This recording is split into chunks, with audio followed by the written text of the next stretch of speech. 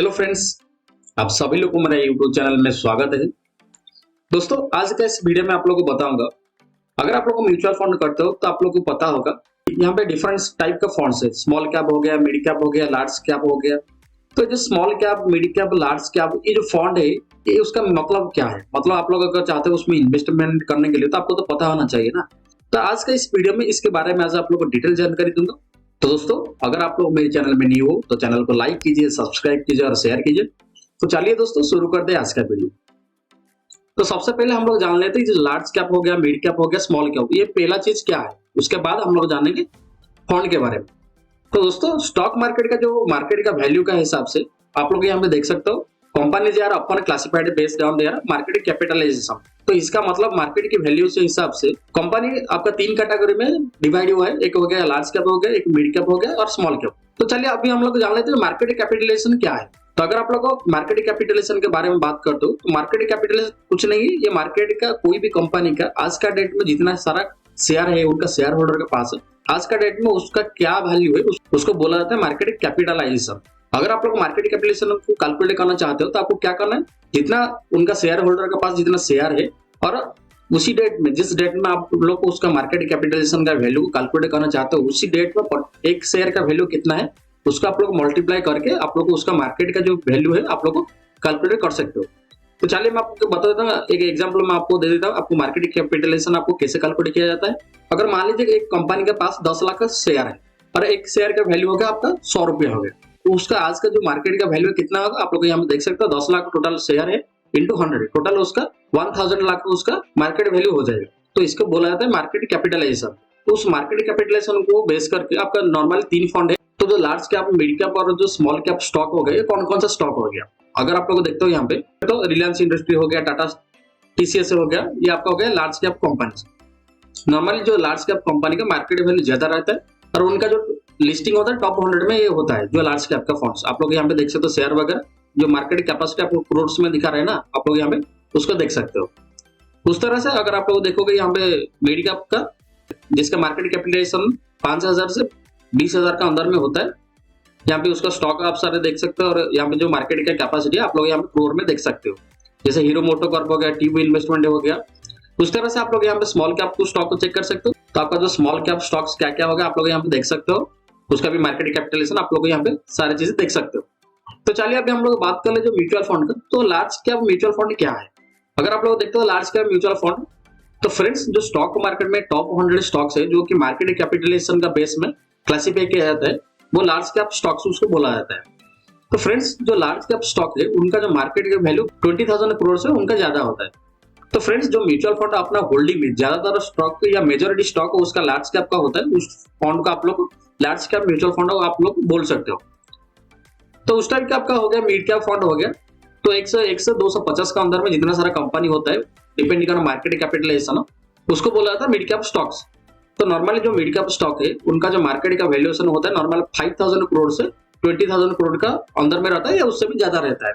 तो फ्रेंड जो mutual fund का मेजोरिटी होल्डिंग रहता है आपका जो मिड कैप स्टॉक रहता है, तो उसको बोला जाता है मिड कैप फंड्स। उस तरह से अगर आप लोग देखते हो स्मॉल कैप देखते हो, तो फ्रेंड जो स्मॉल कैप स्टॉक्स कौन कौन सा होता है, जिसका रैंक 250 से ज्यादा होता है उनको स्मॉल कैप स्टॉक बोला जाता है। तो उनका जो नॉर्मल जो मार्केट का वैल्यू होता है वो 5,000 या उससे नीचे होता है। तो फ्रेंड्स जो म्यूचुअल फंड ज्यादातर स्टॉक स्मॉल कैप से लेके उसका होल्डिंग में रखा है उसको बोला जाता है स्मॉल कैप म्यूचुअल फंड। तो चलिए अभी हम लोग देख लेते हैं जो स्मॉल कैप, मिड कैप और लार्ज कैप में मेजरली डिफरेंस क्या क्या है। तो दोस्तों अगर आप लोग रिस्क प्रोफाइल के बारे में बात करते हो तो आपका जो लार्ज कैप म्यूचुअल फंड होता है उसका जो रिस्क होता है सबसे कम होता है as compare to mid cap हो गया या स्मॉल कैप होता है।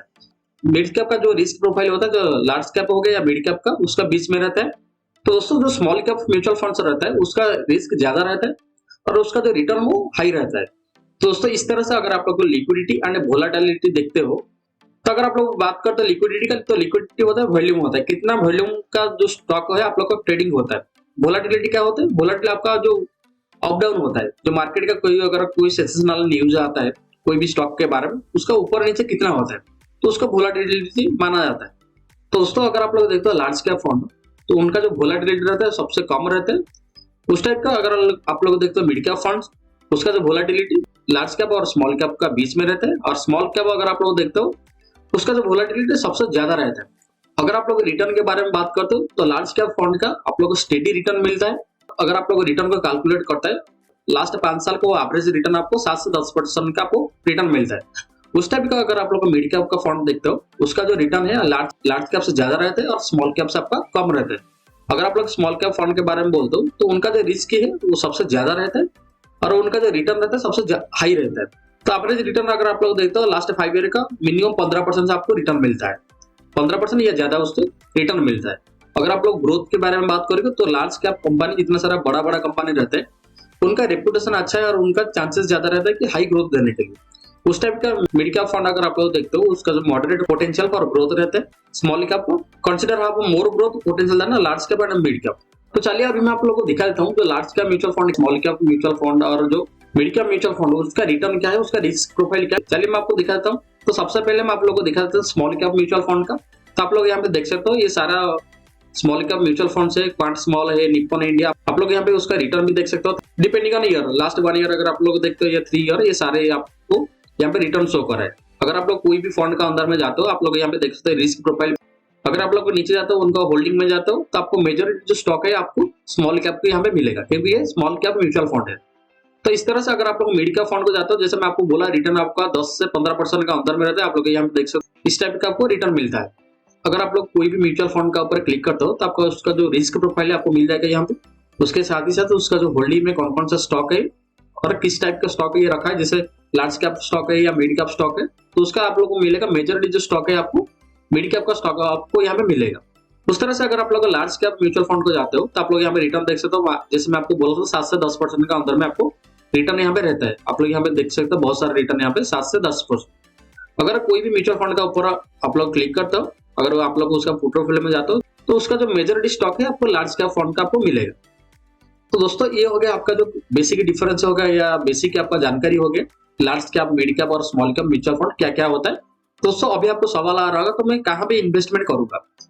तो दोस्तों अगर आप लोग चाहते हो कि स्टेबल रिटर्न चाहते हो या लॉन्ग टर्म के लिए आप लोग को इन्वेस्टमेंट करना चाहते हो तो आप लोग लार्ज कैप फंड में जा सकते हो जिसमें आपको रिस्क बहुत कम रहता है। दोस्तों अगर आप लोग चाहते हो कि एक मिड लेवल का आपको ग्रोथ चाहिए, लार्ज कैप से थोड़ा आपको ज्यादा रिस्क चाहिए तो आप लोग मिड कैप फंड में जा सकते हो। तो अगर आप लोग चाहते हो हाई रिटर्न और हाई रिस्क चाहते हो तो आप लोग को स्मॉल कैप म्यूचुअल फंड में आप लोग को इन्वेस्टमेंट कर सकते हो। तो दोस्तों आज इस वीडियो में इतना ही। अगर आज का वीडियो आपको अच्छा लगे तो चैनल को लाइक कीजिए, सब्सक्राइब कीजिए और शेयर कीजिए। फिर मिलते हैं नेक्स्ट वीडियो में। Thank you.